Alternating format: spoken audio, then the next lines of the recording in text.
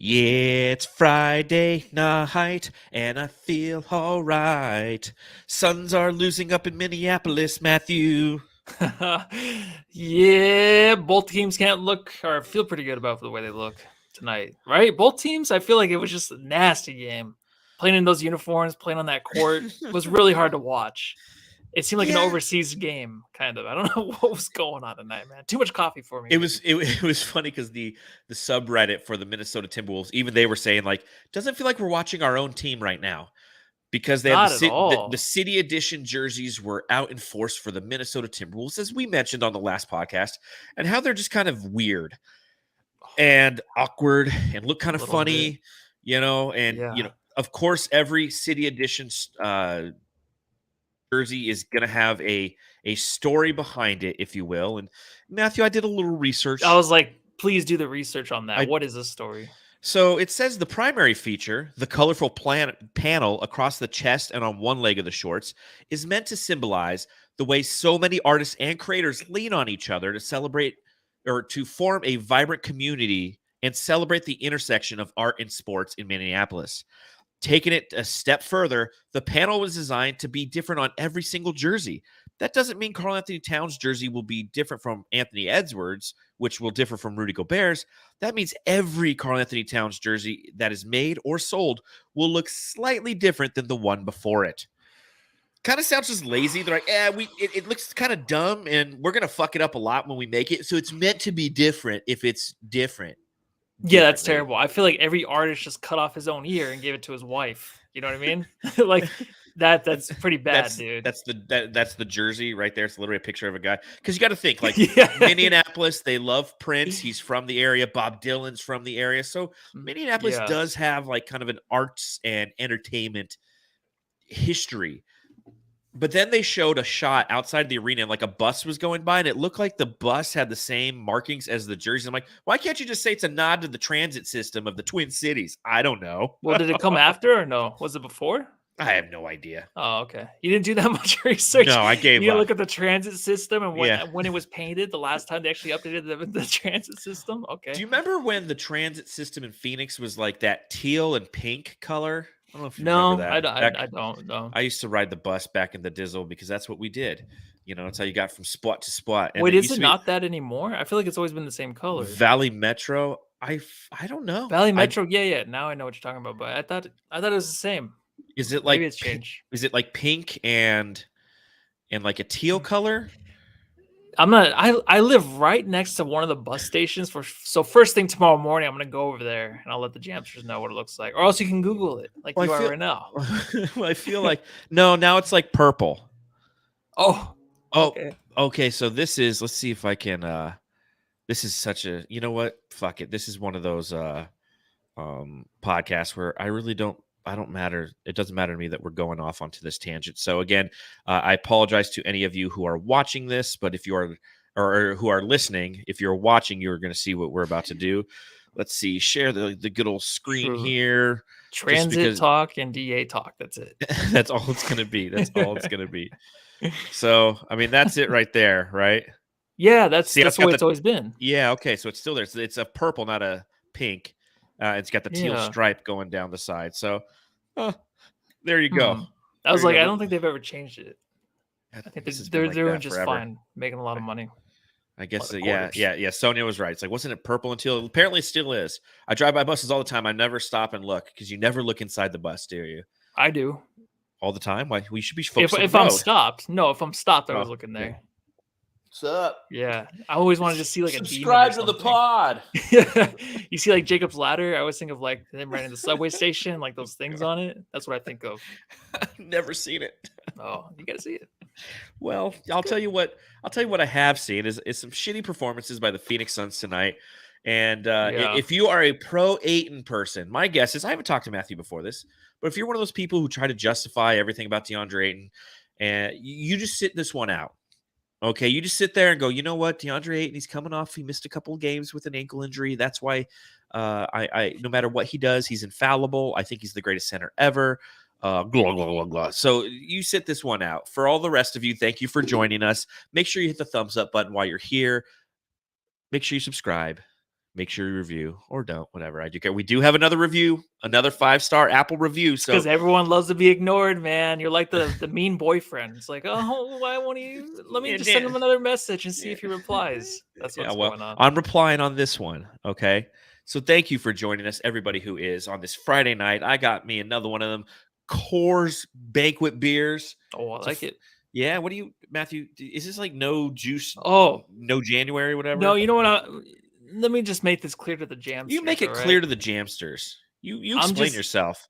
I'm alcohol free for forever. My birthday's coming up. I'm not even gonna do anything. I'm just done drinking, dude. Are you coming to my grand opening for your birthday? Oh, I got an is that on Facebook or something? I got an invitation. I sent it to email to your email address. Oh no. You're not coming? No, I'll come. What is it? It's the grand opening of my property. Oh yeah, I'll come next to that. Wednesday. Yeah. Yeah. I'm not gonna drink though. I'll hang out. You don't have to. You don't eat a bunch of food. We got some great food we're gonna be doing. Okay, I'll bring a date. There you go. Sounds like a good time. What's Lainey doing? It's formal, so she's modeling dresses right now. Oh, okay. So there you go. So pop them if you got them, Suns fans. Yeah, let's talk about. Laney's my dog. Let's go ahead and talk about this amazing game for the Phoenix Suns against the Minnesota Timberwolves.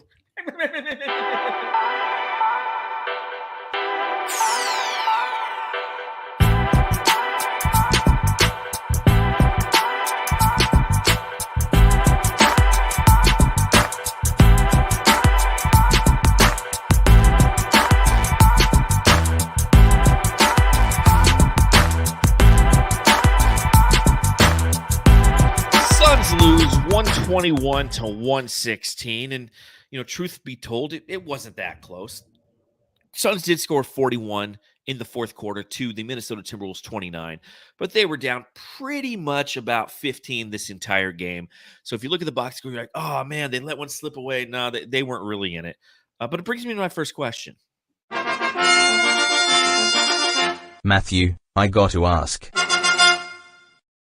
Matthew, yes, I gotta ask because it's my job too. Do you find it funny that Austin Rivers is on the Timberwolves? I do, and I love how he was getting it in against Saben Lee. Saben Lee is a store here in Phoenix. It sounds like a store. It sounds like a Savers or a thrift store, not a drift store, a thrift store. It sounds like a thrift store or a drift store, or a store where people just drift into. Yeah, he got it in. He was excited. I didn't know. This guy pops up. He's one of those players that just pops up everywhere. He can be on a different team next week. Who knows, right? I mean, he comes in, he gets angry at something that wasn't called and shouldn't have been. And he's an awful player still, so I'm so glad he never was a Sun. I just think the irony of it all is the fact that he was so hell-bent and determined that when he got traded to Phoenix all those years ago, he refused to play for the Suns because they were a team headed nowhere. Yes. They were and now he's on the 21-22 Minnesota Timberwolves. That's what happens, dude. And he's mopping up shit minutes, and he's getting pwned by Saben Lee. Saben's gonna happen to Jae Crowder, man. You complain too much, you don't play, you don't want to go somewhere. Yeah, we'll talk about Jae, right? We'll talk about Jae today. But Austin Rivers, I had to bring it up because I will forever hold him in a certain regard. The people who aren't humble enough to go, you know what? I am who I am. I got traded as a part of this transaction. I'm going to show up. I'm going to show out. I'm going to prove to other teams why I should be on the teams. He's like, no, I need to be on a contender. I'm Austin fucking Rivers. I deserve to be on a contender. It's like, who do you think you are? A superstar? Well, wrong you are, because he doesn't all shine on John Lennon. So I really think that it was funny how Saben Lee was kind of the guy who exposed him a little bit. And Saben Lee was really fun to watch tonight. He had 13 minutes, had 12 points, 2 assists, 2 rebounds, 6 of 8 from the free throw line, Matthew. When the Phoenix Suns acquired him for the 10-day contract, the one thing that we knew is he is somebody who was going to attack the basket. And it's nice to have somebody in this interim where we don't have much guard depth. We have a couple guys who will attack the basket at least. Does it work out in the Suns' favor? Probably not. You need other aspects of your team to perform well, and we'll talk about that maximum contract asset that needs to perform well to put you in a position to be successful. But I think that Saben Lee has been a bright little spot that we needed. Yeah, you're not wrong. I think that what he did tonight, getting to the rim, was something the Suns need to do. I mean, his layups, he's getting to the line because he was forcing the shot through the defender. That's all you have to do. And if you don't get the call, it's fine. But just making an effort and trying to do it, that's what he was doing. And the 10-day contract, and he was getting calls. So it's not about seniority over here at all. Exactly. Not at all. I mean, the It's guy about just effort. second game and 12 points. You're looking at him, and I know a lot of Suns fans out there are thinking like, "Oh, he's our savior. He's going to come in now next game. No. Who are the Suns fans going to want to start? It's going to be Saben Lee. It's going to be him." But you know what? The effort's great. I think what he did with the ball, not even just getting to the rim, but trying to facilitate some kind of an offense. Mhm. It was fun to watch. I mean, he felt like a guy right off the bat where I can trust him. Some passes were a little scarce, but it's all right. I think that what he did with getting to the rim and getting up. There was that one where Ayton's down there in the paint, and he looked like he was going to dunk it over Gobert and Ayton, or whoever was down there. He laid it in, but he gets up high. He has some major hops, dude. I'm excited. I feel like we needed something, and I think that James Jones, of course, they talked about he's not a 10-day contract kind of guy, just because he doesn't want to have to, fill these guys in on the offense. It takes too long to get into it, but he was a 0.5 guy right off the bat. He came in and he was dealing the ball and making the right decisions. I love what I saw from him. And it was a small little example. It's not going to be, he's going to be this way all the time because he's new. Defenses will adjust. So we'll see what happens the next few games. Well, we've seen that to Dwayne Washington Jr., right? I mean, when Dwayne Washington Jr. is the third guard coming off the bench or even the fourth guard, there's not a lot of scouting on him. There's not a lot of focus. And the players that he's playing against are the third and fourth stringers themselves. So the level of effectiveness that they possess is determined by the opposition in which they're facing. Saben Lee's getting that same treatment right now. I mean, he's going against, Austin Rivers, multiple all-star Austin Rivers. But Dwayne Washington, as time has progressed, he's had a harder time being effective, seeing as now he's going against first team guys. Now he's the guy on the scouting report that people are prepared for. And this is the second game in a row where Dwayne Washington Jr. has, in no fine words, kind of been like, butt fucked on TV, if you will. Not on national television, but definitely on the Don't you hate it when that happens, yeah. I'm not the one who just got butt fucked on national TV, Dwayne. Washington. Tonight, he was 3 of 11 from the field, 0 of 2 from beyond the arc. Only shot 2 3-pointers in this game. 8 points, 2 assists, 24 minutes played. He was outplayed by Saben Lee in the short time that Saben Lee was here. And this is what's going to happen. Again, I'm not expecting coming into this game, like, would I like us to be competitive? Yeah. Were we competitive finally at the end? Yeah. For the majority of the game, were we? No, because DeAndre Ayton sucked. But at the end of it, you have to try to see what the positives are in this. This isn't what's sustainable. Dwayne Washington Jr. is not sustainable. Saben Lee is not sustainable. What you're trying to do is see if there's anything that the Suns can do that can be sustainable moving forward. And what we've seen, 2 out of the last 3 games is this is a team that when they attack the basket, good things happen. And I hope that Monty Williams is kind of saying that. It's like, hey, D-Book, hey, Chris Paul, hey, Cameron Johnson, when you guys make it back, hey, Landry Shamet, when you guys make it back, attack the basket, attack the cylinder, put the pressure on the opposition because the Suns were 20 of 24 from the free throw line. That's 20 points at the free throw line. Like, that's something that just hasn't happened enough this year for this team. Yeah, when it did happen against Golden State, Ayton wasn't there. So I feel like there was more spacing. There was more of an attitude when Ayton wasn't there. There was kind of like a load off these guys' shoulders to do what they want to do. But Dwayne, a lot was going on in his mind. I feel like he couldn't really decide what to do with the ball a lot of the times. A lot of the shots looked kind of good. He was kind of rushing some stuff, not really just knowing if he's going to pass it or shoot it. I could see that kind of going on in his head, and it's weird to say that about him. Starting to think now, right? Yeah, exactly. That's why it's weird to say it about him because he seemed like a guy that just didn't give a fuck. He's like, I'm going to do what I want to do out here. Right now, I can prove myself that you might not even need Payne anymore. If you're going to allow him or put him in a trade for somebody else that we can get to help the team, I can be a backup. Maybe. But that's what happens. I feel like these guys they're like in a fuck you mode, and then they get kind of they kind of go into the spot where they're just like, fuck, like now there's a lot riding on my shoulders. I'm thinking too much. I don't know what to do with the ball. Like they just kind of like they do a little bit too much thinking in their head, and they gotta stop doing that. Especially Dwayne. I didn't expect that from him, but now you're kind of seeing it. And tonight was that night. And the other night, a couple games ago, he did. I think it was like 3 for 18. But I still liked all the shots. I still liked the way he played. I liked all his passes, everything. It looked good. Tonight was just like, it was a different Dwayne. It really was. And against a team that I feel like he could have shredded up, it just did not happen. Well, and the reason he didn't, and Larry James in the chat says it correctly. Says Anthony Edwards destroyed him. One, on the offensive end, Anthony Edwards played 37 minutes, was 12 of 24 from the field, had 31 points, 6 rebounds, 3 assists, couple steals as well.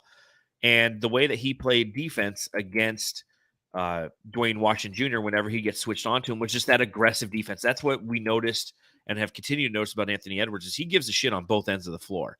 And he's going to pester you. And you see it, and he does the 3-quarter pickup. He does a full court press sometimes. He just has that young energy, and he has a physicality about him that's going to wear you down. And I think that Dwayne Washington, again, being the brunt of a lot of the Anthony Edwards defense, that's kind of what happened to him tonight. Yeah, I think that what Edwards does out there, it's really quiet. Like, you don't see a whole lot of explosiveness anymore like you used to. I think he's still frustrated within that offense. Something's going to probably happen with Gobert or when Cat comes back or something. He just needs another big or something to kind of feed off of. Like, I was thinking, like, if Ayton played like the way he did against the Bulls on this team, remember that game against the Bulls where him and Booker looked so fucking good? I feel like Edwards needs a guy like that to roll with and do a lot of just pick and pop, get into the rim, a lot of just different things out there to confuse defenses. He needs like that guy, and you can see his frustration with Gobert out there for sure. 100%. Another thing hit me tonight, and Big Dick Booker. It kind of hit me tonight, Matthew. I just really miss Devin Booker. Just Yes. I gotta miss him. A little bit. He was playing like Michael Jordan in some games. I miss him. 58-point book. Oh, Donovan Mitchell doesn't even score a real 71 without him here. I just missed him tonight. I just thought I'd throw it out there. It's been a while since we put this drop, and I just missed him. Fuck. It sucks, dude. You can see like the MVP talk. It's for real. And like when he comes back, it's going to take some adjusting for him because it's a long-term injury. It'll take maybe a week or so before you see the real book probably again in the same team that it was like before when he was here. But any kind of presence of him on the floor, like you saw Cameron Johnson out there, and I was like, oh, like he might be coming back sooner than Booker. Who knows? So yeah, I don't really know the timetable. Maybe I think it's kind of up in the air with these guys. They said reevaluate in 4 weeks, and that was 2 for weeks Booker. ago. Yeah, but Cameron Johnson, is he coming Cameron back Johnson's sooner? around the corner. He's around the corner, and that's going to be a lot of patience. Like he's going to take like 2 when he comes back. I don't expect shit. He'll come off the bench, but I don't expect anything. Like I'm not going to be like, oh, what's wrong with him? I'm going to give him like 2 weeks or 3 weeks to get into shape. Yeah, it's gonna have to happen. And if we go back, and you know what, I guess just because it's been a while, I guess we'll play some of our old drops for guys we haven't seen in a long time. Lights, Cameron, action. I can't even find the Cameron Johnson freaking. Does he have a thingy? Oh no, I didn't make one yet. I gotta make one. Oh. It'd be the most beautiful one ever. It better be. So let's go back to the score. Because Cameron Johnson, to that point, if he is just around the corner. And we remember what happened to him last year, okay? The huge game, the game winner, the fantastic game against the New York Knicks, got pwned a little bit by Julius Randle, got hurt, was out for, I believe, 15 games. And when he came back, he wasn't right the rest of the season. Like, we were waiting, and granted, there was like 8 or 9 games left at the end of the season at that point. It was the time when the Phoenix Suns were really just kind of slowing down and preparing for the playoffs. So they started to sit guys. But Cameron Johnson was getting some steady minutes, and it really took a long time for him to get back into rhythm, and it would never really happen. There was a game or two where you're like, oh, hey, Cameron Johnson, is he back? And then it didn't happen going into the playoffs. Obviously that happens. I think you make a valid point. He is right around the corner on being back on this team. He seems to be getting healthier and healthier. The other challenge is he didn't have the full meniscus surgery, right? He did what he could essentially to have the ability to play sooner rather than later. It was a 2-month injury, so October, November, December, and then now we're in January, versus like the 4-month injury. That's what Kelly Oubre had back in 2020, right before the pandemic hit. Is Kelly Oubre suffered the meniscus injury and then chose not to go in the bubble. I don't know what it is about the Phoenix Suns and forwards who just don't want to play or whatever. But Cameron Johnson, you're right. He's going to be back soon. And I don't know an exact date, but he's going to be back soon. But when he is, he's going to be bad for a while. He's not going to have that athleticism. He's not going to have that explosiveness. He might not have that shot down. And we just have to mentally prepare. It's not like, and in our heads, that's what we're doing. When Booker's back, when Cameron Johnson's back, like we're going to be fire. We're going to be on point again. It's like, no, they have to work themselves back into shape. I'm going to talk about this topic momentarily when we talk about Ayton and his ankle, but Cameron Johnson's a lot different than a quick tweak of an ankle. It's meniscus surgery. He hasn't been playing competitive basketball for 2.5 months now, Matthew.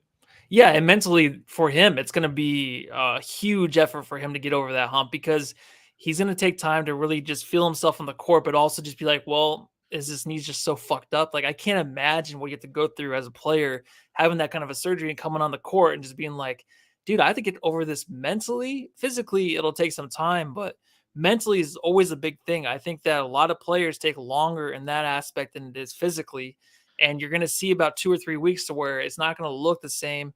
And a lot of these players, I mean, the way this team is built, really, where you have Mikal, Ayton, and Cameron Johnson and Booker and Chris Paul, when he comes back, I forgot about Chris Paul. Yeah. The way that they play together, they need each other so bad. Like the way the whole system's all set up and the way this offense runs, they need all of them to actually be looking good. So that's like the best case scenario is actually to look forward to in about a month or a month and a half when this team is back fully healthy. If there's no further setbacks, that's what I'm looking forward to, because right now we're going to go into like Ayton. We're going to talk about anybody that's really just shit in the bed. But like players like Ayton and players like Mikal, they need other guys to look good. They need the help. They really do. We obviously seen that. So that's going to be the fun thing to look forward to, is to see what this team looks like in a month when they're all healthy and just kind of grooving. Maybe a little 2-game win streak. Who knows? Maybe we'll get 2 in a row. Maybe 2 in a row. Going into the playoffs, we'll get 2 games in a row. Going into the offseason. Well, again, that's the challenge, though, is once they get healthy, how long does it take to them to get back in rhythm, and what other variables exist? Because somebody else will get injured. I mean, it's going to be continued. It's basketball. It's just the way it is. I mean, you look at it, who would have thought that Dario Saric going down in game 2 of the NBA Finals could have potentially cost us that series? We don't know, but I like to think that we lost that depth on the interior. And Dario was playing good basketball back then. Not great basketball. He was playing Dario basketball. It was acceptable basketball. You look at Mikal Bridges in this game, and I was very impressed with the way that Mikal performed, knowing that he has to kind of step up. And when we've been talking about him stepping up, a little tip of the hat to the Warden tonight. The Warden. 40 minutes played again for Mikal Bridges. He had 24 points in this game, was 9 of 14 from the field, 3 of 5 from beyond the arc, had 6 assists and 4 rebounds in this game as well. It was nice to see some consistency from him. He was taking more shots. They were actually running sets for him in this game, which is something that, again, when you talk about Mikal Bridges, that's part of the evolution of him, and it's the coaching adjustment that I've been waiting for Monty Williams to make. It's like, hey, guess what? Mikal is your 4th highest paid player, but he's your 2nd highest paid player on the court right now, because Chris Paul, Devin Booker are out, and then all of the guards are, it's Saben Lee on a 10-day contract and Dwayne Washington Jr. on a 2-way. So you have to start making those adjustments to integrate him into more of the offense and actually design plays where he is the end result. And again, taking a look at his total shot attempts in this game, in which he took 14, it's like, now we're on the right track. Again, would I like to see a few more shot attempts? Absolutely. But now we're on the right track. The funny thing is, and we'll talk about him later, is Damian Lee led all Phoenix Suns shooters in total shot attempts. But 14, that's on the right track, right, Matthew? Yeah, and I think he's kind of moved away from like that little fadeaway where he goes across the lane. I think he's kind of moved away from that to like just like the pick and pop, where he'll just pull off the pick and he has a wide open jumper. Everyone's kind of moving off of him because they know he likes to get to the rim, but he's not very good at finishing there. I feel like he just doesn't have the strength to get through anybody. So a lot of it looks ugly. So until the defense has figured that out, where he likes to just kind of settle for the Booker jumper, he's deadly from right there. So he's getting a lot of points there. He had the game the other night where he had 12 free throw attempts, and he can do that. It's just he has to be more physical. But right now, I just like the way he stepped up because he was almost pulled off the cliff by a lot of these Suns fans down like the Shit Creek River or whatever, just with DeAndre Ayton, where everyone just shits on him constantly. He was there. He was almost there. Oh, yeah. But now he's just like kind of like, all right, well, I took it upon myself to get better, to actually lead this offense. Defensively, who knows? But right now, offensively is really important. He can't do too much at the rim defensively, so he does his best on the perimeter, but offensively, he has to be the leader. He has to be the guy to get this offense going. And I do trust him more now. He has a few shaky passes to Ayton to try to get in the post. That's his weakness.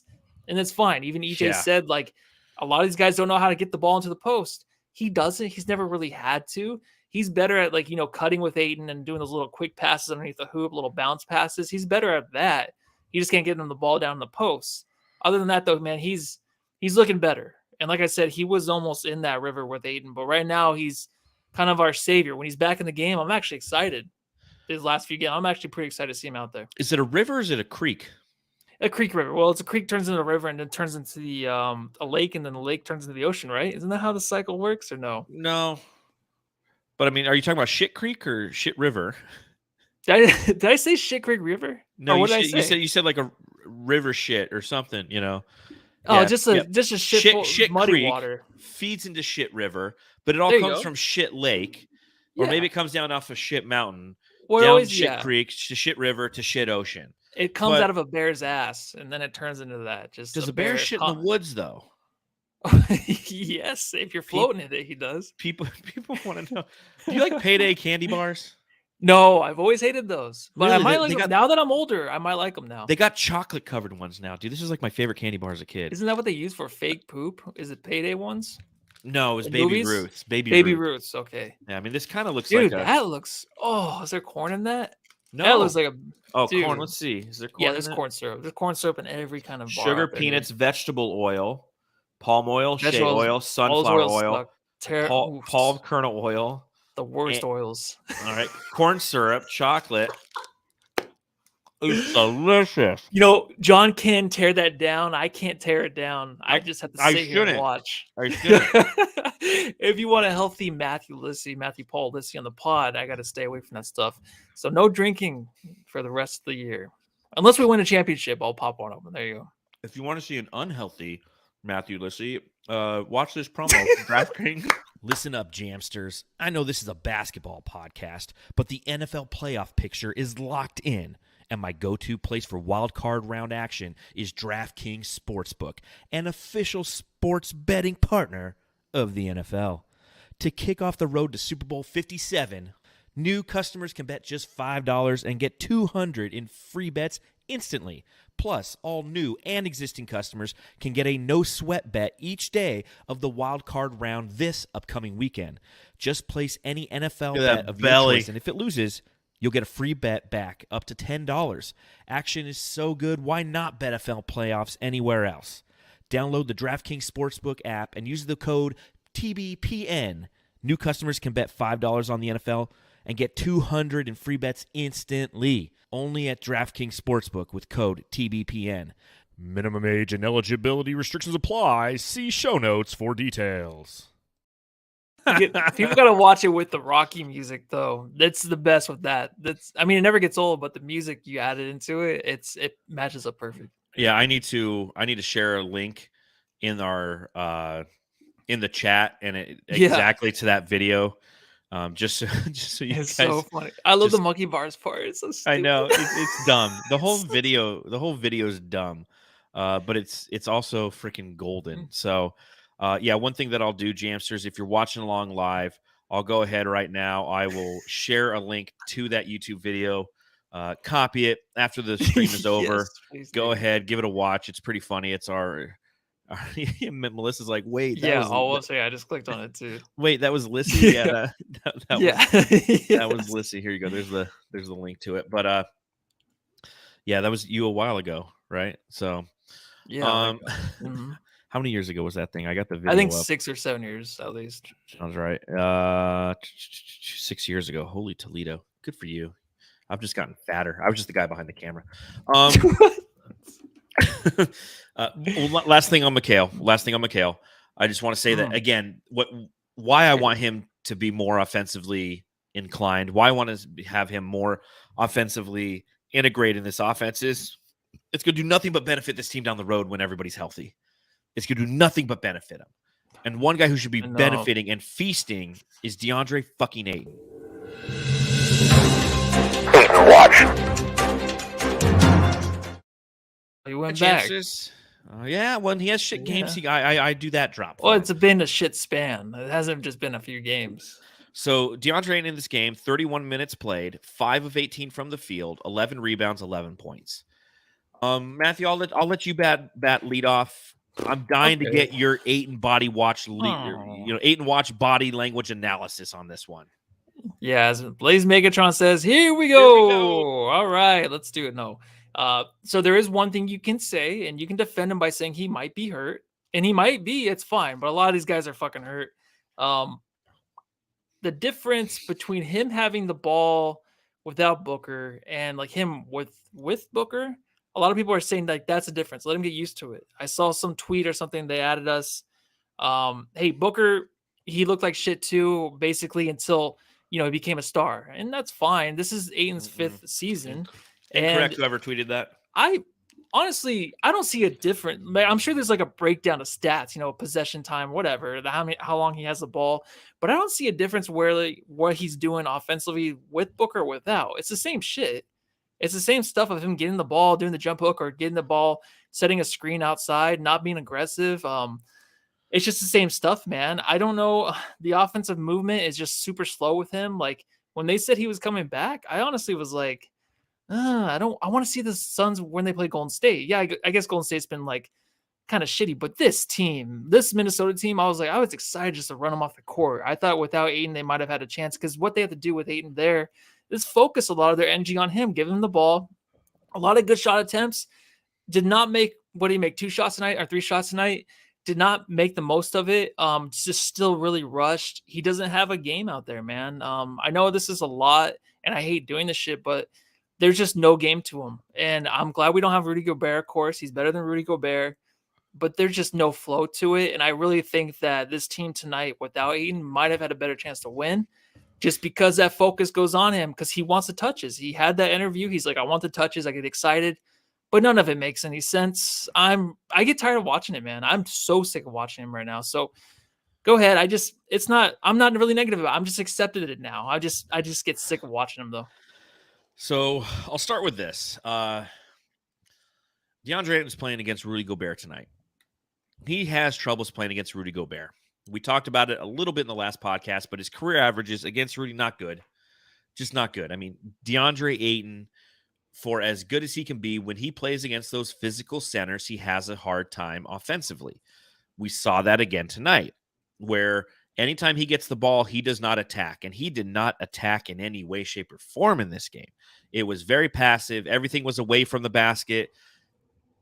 Butterfingers at times. There are passes where it hits him in the hands, it goes right off, and it's like, again, like the guy's got the softest hands in the league, and that's not a good thing because we just saw in the last game Nikola Jokic has very soft hands, but it's almost like you ever seen Mighty Ducks? Probably not, but have you seen Mighty Ducks? I've seen it. Yeah. So you know when they're passing the eggs with the hockey sticks, he's like, you have to like accept the egg. Like that's what Nikola Jokic does when the ball comes to him. He like accepts it, whereas DA just like he tries to bat it. He tries to bat it. It's like he just he doesn't he's just not, oh, this is great. Aussie Suns fans, the Suns Jan session chat is getting a flog in my week tomorrow. Aussie Suns fans, you gotta stop sucking off DA, man. You gotta just call it what it is. They did have that week though. Yeah, they did have that week with them. Well, yeah, remember he had to go on the pod after we talking shit. Oh yeah, he had a great game over in Thanksgiving. It was fantastic. The moment I came back into the state of Arizona, he sucked again. So but again, like I'm saying this, played against Rudy, not easy. Coming off a couple games, we just made the case for Cameron Johnson, and now when he comes back, we have to be ready for him to be rusty. What I did appreciate is the fact that the Phoenix Suns ran their offense through him in that first half. They continually were getting him the ball, and I love to see that because, again, that's what I want to see. I want to see the Phoenix Suns give DeAndre Ayton 15 shot attempts in the first half. That's exactly what they did in this game. 15 shot attempts. What sucks is he was 3 of 15. What sucks is he was 0 of 9 in that second quarter. That's the challenge there. And that's what a lot of people were saying. It's like, hey, you feed DA, this is what you're going to get. I don't believe that's true.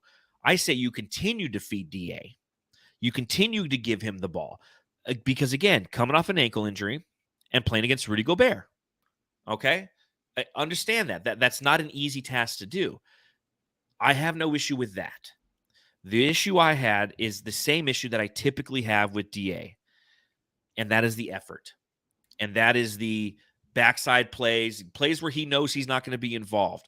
It's the laziness, the rolling his eyes, clapping his hands, and while he's doing that, Rudy Gobert is running down the court and being effective on the other end of the court.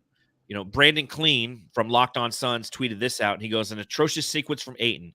Jumper blocked by Kyle Anderson, gives up a layup, misses a bunny, team gives up a 3, and then he looks over at Monty hoping for a timeout. It's blatantly obvious when his head is not in the game, and the Suns are 25% worse on those nights. That was the problem with DA tonight. It wasn't the shot attempts. It wasn't even the misses. I don't care about that. I'm not going to sit here and talk about the statistics and say, this is a good DA game or this is a bad DA game based on the statistics. It's based on that effort. And again, when it comes to DeAndre Ayton, fuck our standard. Fuck what we think he said, what he should be. He's the one who sets the standard. He's the one who said what he's going to be. I'm going to be dominating. You better prepare for who I'm going to be this season.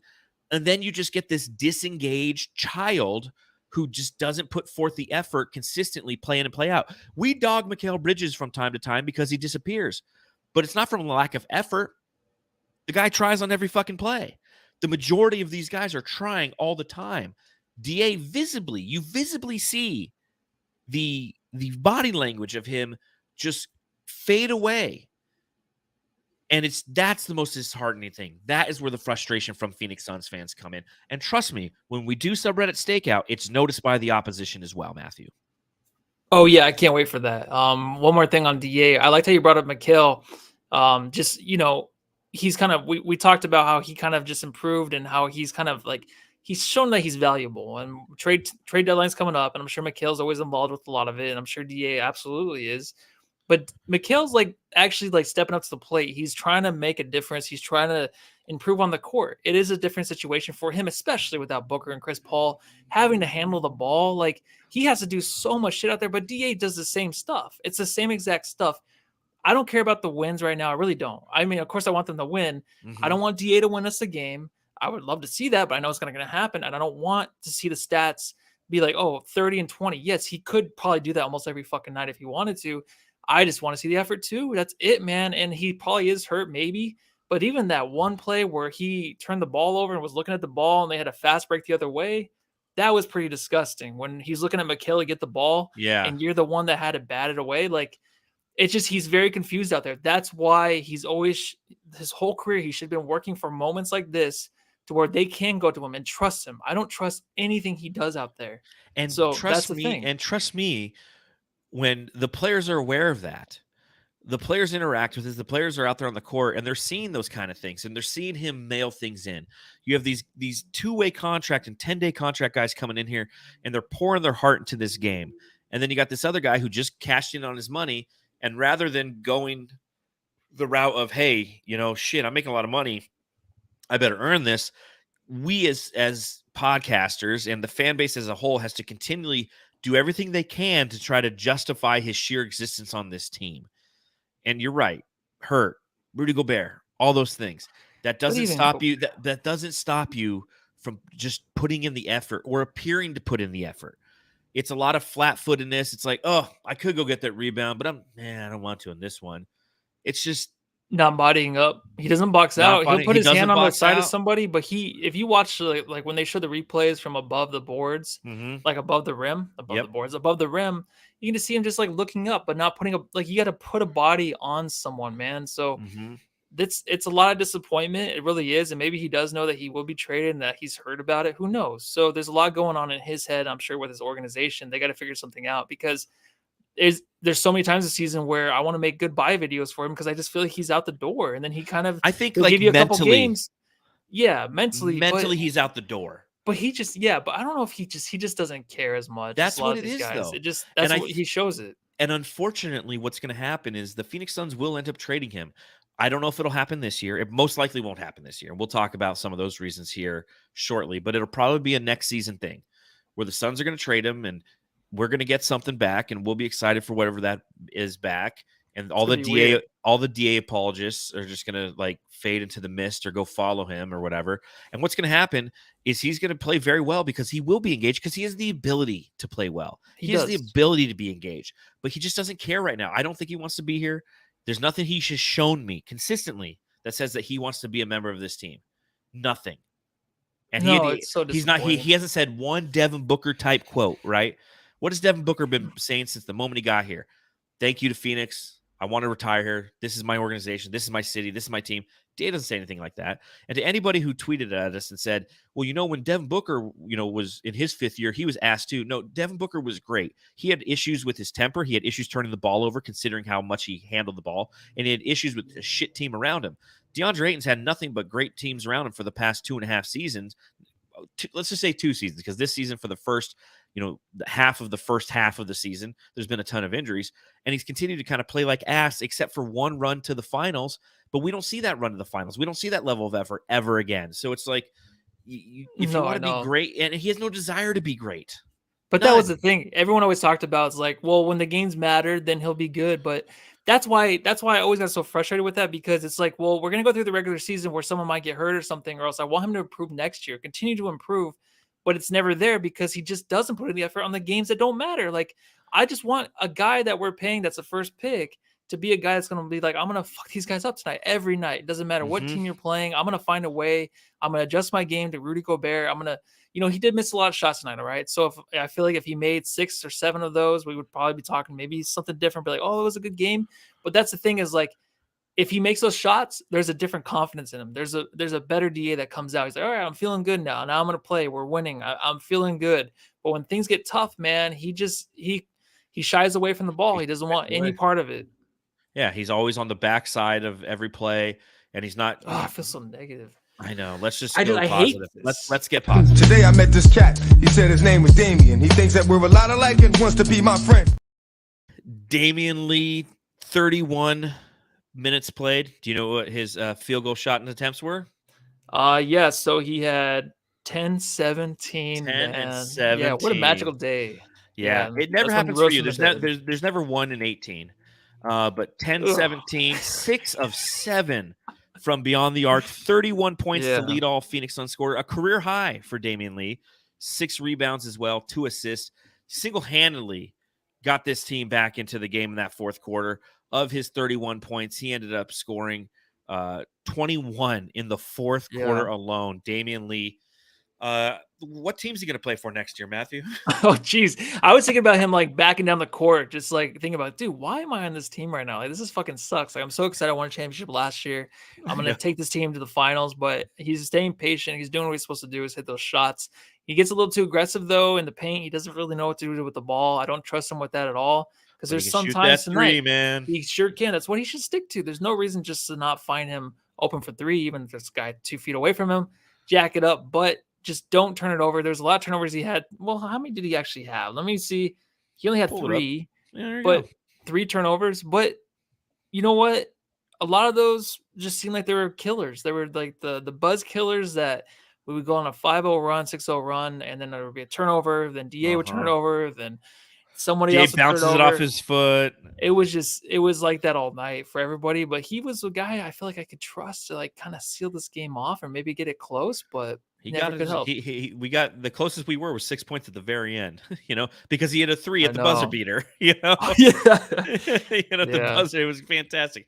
I just love watching the guy. It just sucks because, again, we're halfway through the season. We have a long way to go for the rest of the season. And trust that, Suns fans.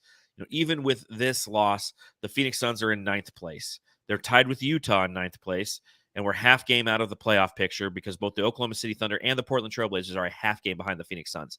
But that being said, this is a player who could be highly valuable to this team if we go to the playoffs, and he's on a league minimum right now, right? I think he's at $1.8 million. He's so gone next year. It sucks so bad. He is so gone. Is he paid more than that? Am I wrong on that? No, I think he makes a lot. He makes pretty much what I make. No, I'm just kidding. But he actually he will be gone, but we'll get someone else like a Lee. We always get these guys that come in and they're hot shooters, so we'll be fine. Yeah, true. But I mean, We fall in love with these players. so he's at 2.1 this year. 1 year, 2.1 is what he is at. So it's not necessarily as bad as I thought it was. But I mean, again, you take a look at the simple fact that he's leading. I believe he's leading the league in 3-point shooting. If you go to the season leaders and you go to, let's see, 3-point percentage, Damian Lee, 48.5. He's 0.5% ahead of Kentavious Caldwell Pope from Denver, and Luke Kennard shooting 46.2. So it's not a waste. We just gotta wait. We'll have this team together. So if not, it's just a shit season and it's over. He's gone. It's fun to watch. Let's talk a little subreddit. The Suns Jam Session subreddit stakeout.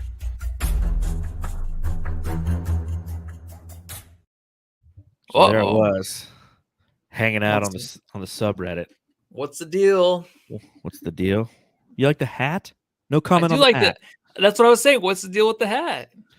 So, for those of you who are listening, John is rocking a Buffalo Bills hat. You like that? I do.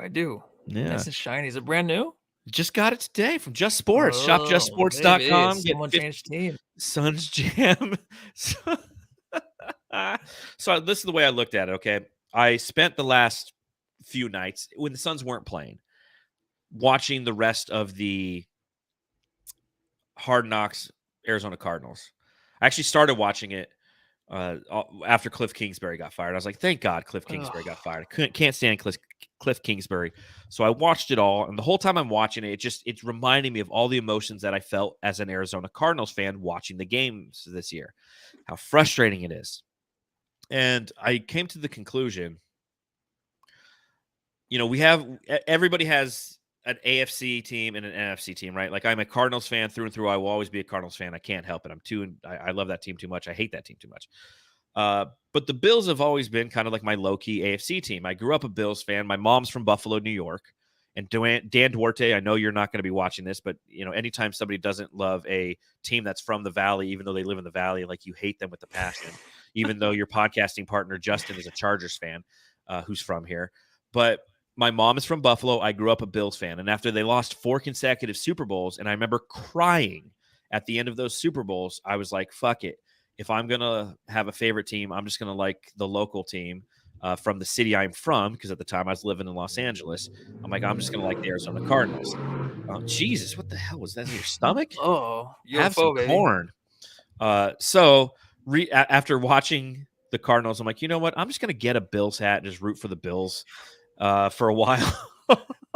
It's like, I love watching the rest of the season, right? Oh yeah, but I have Josh Allen on a couple fantasy teams. He's in one of my keeper leagues. Yeah, and my mom's a huge Buffalo fan. Obviously, my grandfather's from Buffalo. He was a huge Buffalo fan. So growing up, we used to watch games together.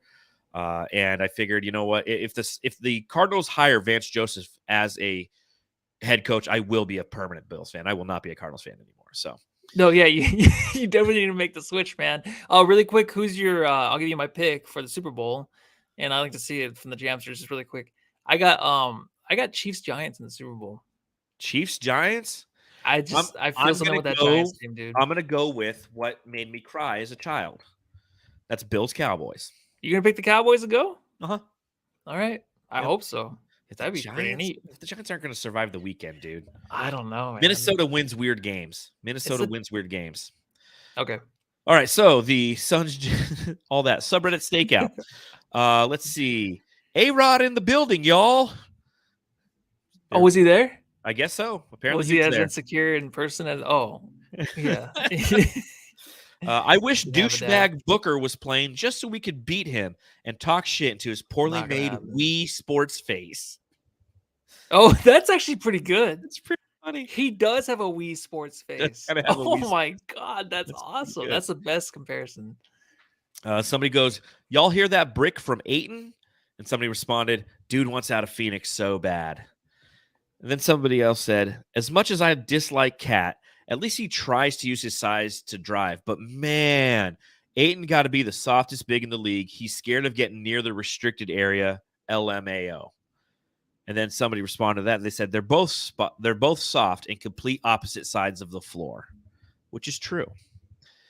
Ayton loves to bring the ball down in traffic, and Rudy is making mincemeat of that.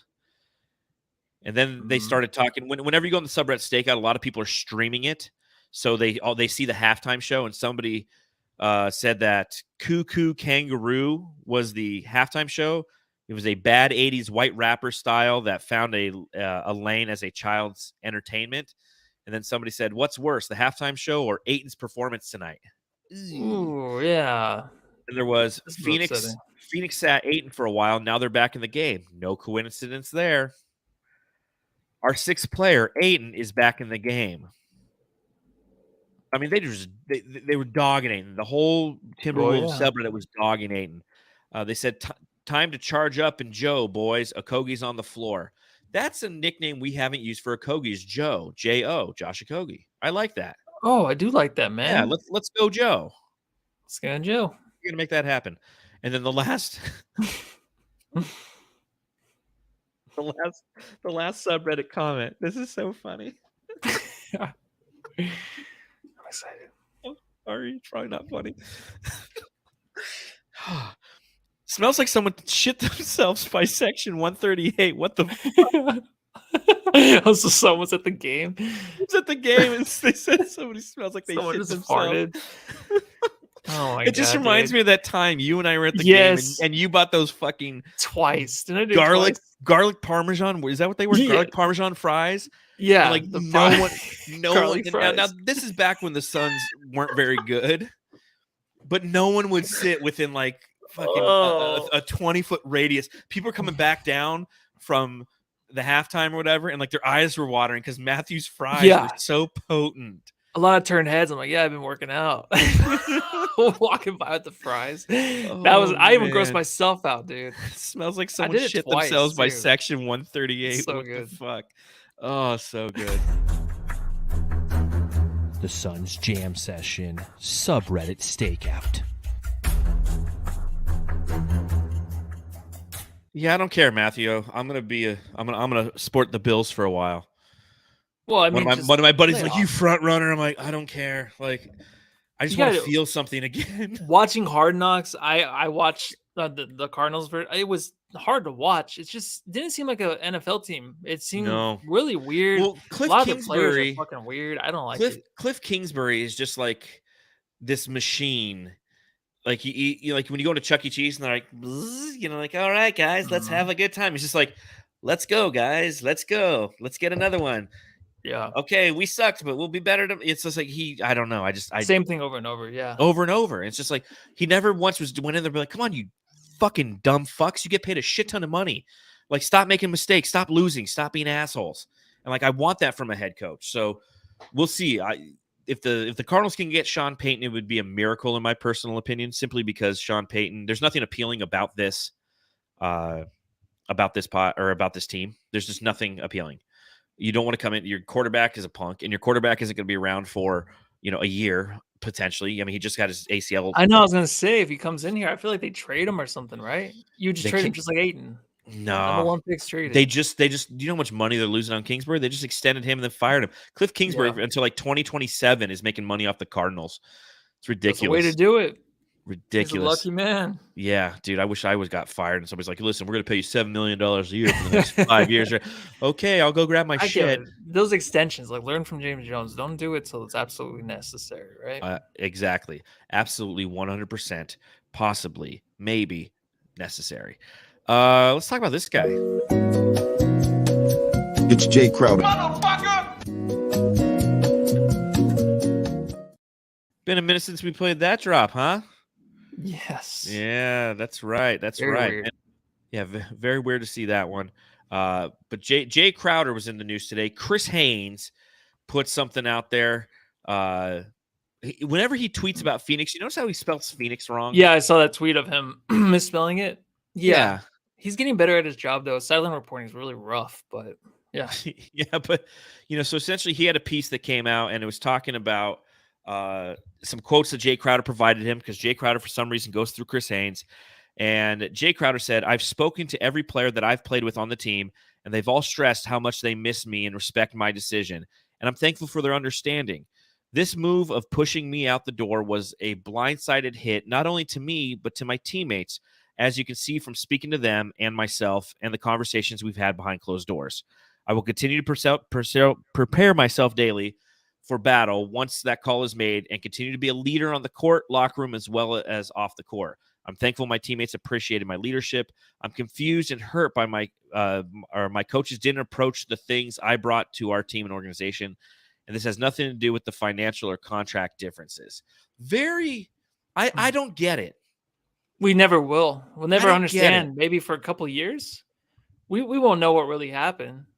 But I mean, what's your take though? I just think that he continues to display reasons why no one wants him on the team. Like there's no accountability, zero accountability in anything that he said. It was nothing. It was them. They blindsided me. This, that. Like he was putting things out there right as throughout the summer, right? The Instagram posts, the low key things. You know, he's in Miami. How nice to be back in Miami. And again, we don't know if those were the result of conversations that were had by the Suns with him. But everything points to Jae Crowder wants to get paid. He wanted an extension. The team didn't want to provide him one at this time because James Jones isn't providing anybody to anything. I mean, he didn't extend Ayton. He didn't extend Cameron Johnson. It's not like Jae Crowder becomes the top of his list. So it sounds like he just kind of went to spoiled brat kid mode. And again, you're talking about how great of a leader you are and the value of your leadership. A true leader would have came in and assisted his team and helped his team right now and displayed his value to other teams. So it's like, listen, James, I know that you guys aren't going to extend me. Can you please do everything you can to trade me? In the interim, I'm going to play for this team. Football players do it all the time. They come into camp. They're like, listen, I want to be gone, but I'm going to work my ass off for you. And that helps them get where they want to go because they're showing other teams their leadership and their willingness to sacrifice themselves for the team. Whereas he just kind of sits back and just sees, well, everyone calls me and they say they miss me. And, you know, I can't believe that the coaches didn't appreciate what I brought to our team and our organization. It's just, I don't see what he's doing other than digging himself a little bit further into a hole that's making him actually an untradeable asset. It's very strange. And there's a thing that might have happened where maybe he did hear that he was involved in like a Kevin Durant trade or something and some kind of trade. Maybe that's why he was upset. Also, maybe because Cameron Johnson, because Ayton didn't get his extension, maybe because then he wasn't. He's like, what's going on in this organization? No one's repaying us for us getting to the finals. Like, you know what I mean? Maybe that was part of it. I can't understand the whole getting kicked out the door thing. If that has to do with them actually being traded, that makes sense. Like they're like, hey, we might trade you. We might include you on this. He's like, what the fuck? Are you serious? Like, I got you. You know what I mean? But that's dumb because Jay's been traded so many times in his career. He started like a little over half of his career as a starter. You would think that he would know, like, hey, I might be a bench player. Cameron Johnson, every Suns fan wants him to be their starting forward. Well, he's the young guy coming up. He is, exactly. And if there's any disrespect there, maybe there is. But I'm so sick of that disrespect thing. It's like, use it as like some kind of self-reflection on the way your career is going, the way things are going. You're a little bit older now. You can be that guy to help this team still, but come off the bench and be a sixth man. Because it's insane to think that, hey, if Cameron Johnson's healthy, and obviously he wasn't because he would have been playing like, you know what I mean? Jay would have had minutes now. If he's healthy, he's going to be our guy. You have to know that eventually, right? You're not going to be the Suns starting forward. There's a timeline here basically with these guys kind of in a certain age group. I think Cameron Johnson's probably older than Jae Crowder, but who knows? But Jay has to know, like, man, they're going to push you aside to have him here, but you're still going to play a lot of minutes. Like, what do they say? Like, hey, you're only going to get like 10 minutes behind Dario Saric at the starting four. Like, I don't understand how he would feel so disrespected in this situation. The only thing I can really think of is like he was going to be traded and just it kind of fell through. And then after that, he's like, no, I'm not coming back. Now it's just kind of too far, too gone to where he can't really come back because he made those videos. He did what he did. He doesn't want the Suns fans to see him now. Because I feel like if he came back, we'd be upset, but we need the help, so we wouldn't care. Yeah. But he's in a kind of just this destination right now where he's by himself. He's not going to get traded. We don't even have an owner. Like, there's a lot. That's the other side of that. That's the weird part of it, right? I like what Gavin says from the Aussie Suns fan podcast. He says, stop paying him. He wants to come out on Twitter and articles. Just cut the sook off. Just cut him off. Be like, dude, put your money where your mouth is. James has been too nice to him, actually. And at the end of the day, you got to do what's best for the organization. And he has, again, I think the other X factor here for the Phoenix Suns, and something that is above Jae Crowder, is, there was that whole investigation was going on with Sarver. You don't know what's going to happen with the future of this organization. And no one's getting paid at this point. Nobody is. So, just come in, do your job that you're getting paid $10 million this year to do, and get it done. You obviously, then you have Brian Windhorst, actually yesterday, was talking about kind of the state of the Suns. We know that they've got Jae Crowder sitting out. They're desperate for players. So you're saying, why will they not trade Jae Crowder to get help? And the reason is they've got 3 quasi-owners, like nothing I've seen before in my 20 years covering the NBA.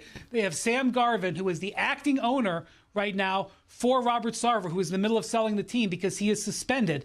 But while Sam Garvin has said he has the authority to make trades, he actually doesn't, because under the rules that the league put down under the suspension, Robert Sarver is allowed to say yes or no to any trade for a player that makes over $10 million, which is who Jae Crowder is. Any trade almost certainly has to go on Sarver's desk. Meanwhile, Matt Ishbia is going to try to take control of this team within the next month.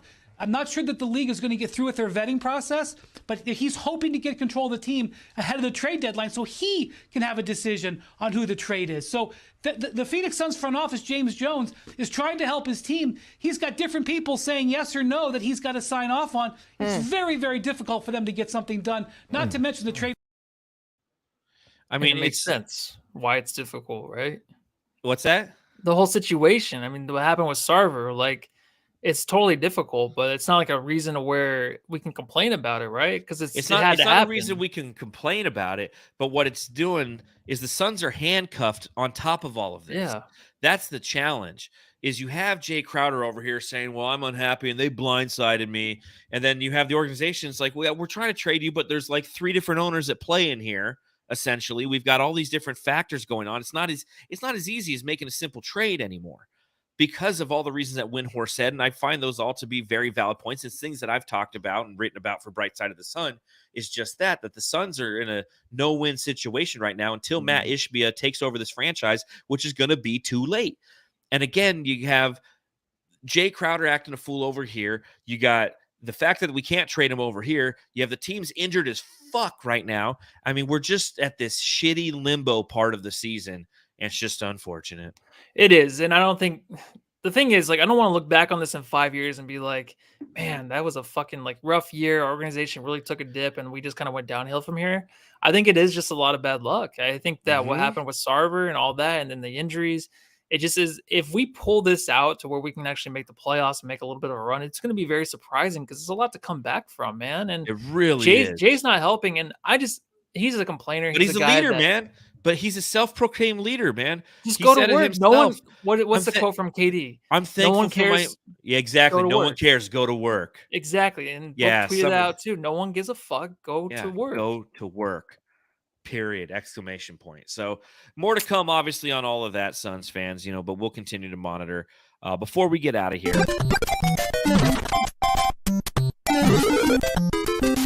Jam Star of the Game.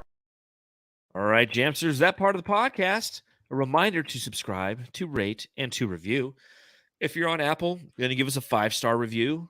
We'll read it right here on the podcast, just like everybody's review who said, check this podcast out. Bright days are ahead with the upcoming ownership change. Share the joy with this Suns podcast. Thank you, everybody's review. Hey, thank you, everybody. We appreciate that. Matthew, is it your turn to go first when it comes to... Yeah, I'll go first. I'm going to give it to Damian Lee. He had a great game tonight. A career high. Or was it career high or career high? Career high, 31 points. I always get the two confused, and you don't want to mess that up with these guys. But 31 points for him, and keep feeding the ball behind 3. Just don't touch the ball too much below the 3-point line. Yeah, I'm going to go with the Lees. Both Lees. Saben Lee and... And Way Damian Lee. One up me, man. Yeah, double Lees. 2 Lees, 1 basket. It was a great effort by both of them. One from the outside, one from the inside. So very nice to see for both of them. Next up for the Phoenix Suns, yikes! We're going to Memphis on MLK Day, 4 p.m. It's going to be interesting.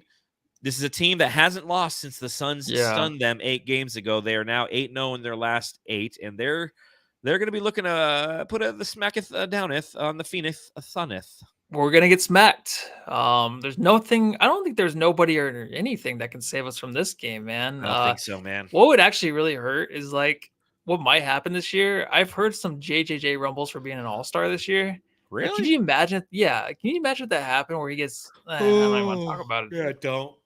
I know what you're saying. I know what you're saying, but don't do it. I'm not doing it.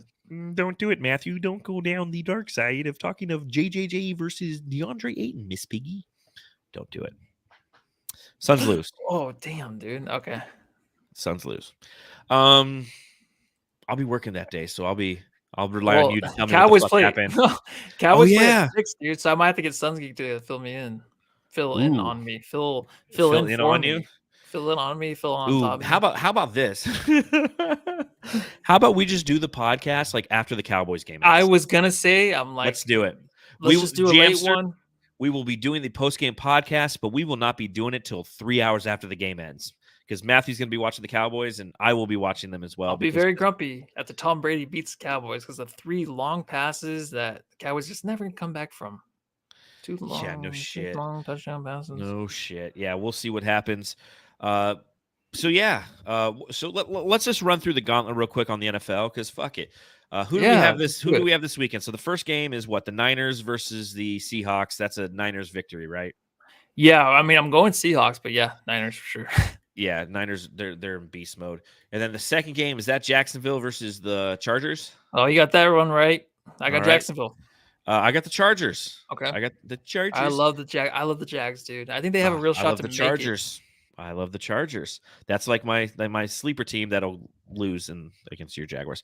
All right, so the first game on Sunday, that must be who am I forgetting? Because the midday game I want to say is the Giants and the Vikings. I say Vikings win that. You clearly think the Giants. Oh yeah, win that, Giants, dude. Yeah, for sure. The night game is going to be Buffalo, Miami. And that's go Bills. Let's go Buffalo. Plus, Miami, they don't have Tua, so it matters. Yeah, Skylar Thompson's out there. And then the Cowboys will beat the Bucks. Yeah, and there's one other game we're forgetting, right? AFC. Yeah, it is Bengals. NFC. Oh yeah, Bengals and Ravens. Yeah, Bengals and Ravens. Yeah, so I got Bengals in that. Yeah, is Lamar playing? Lamar. No.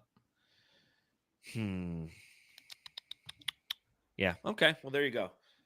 Bills, Cowboys in the Super Bowl, baby. You versus I hope my mom. so, man. Let's go, Buffalo. Let's go, Buffalo. Yeah, dude. All right. Well, a reminder and a thank you to everyone who hung out with us after another excruciating Suns loss, this time at the hands of the Minnesota Timberwolves. We'll see you on Monday night, long after the game ends. Until then, make sure you subscribe, rate, review. Follow me at Darth Voida and read my writing at Bright Side of the Sun. Follow the pod at Suns Jam. Follow Matthew. At Matthew. Let's go, Buffalo. Go home and love your Bills. Okay.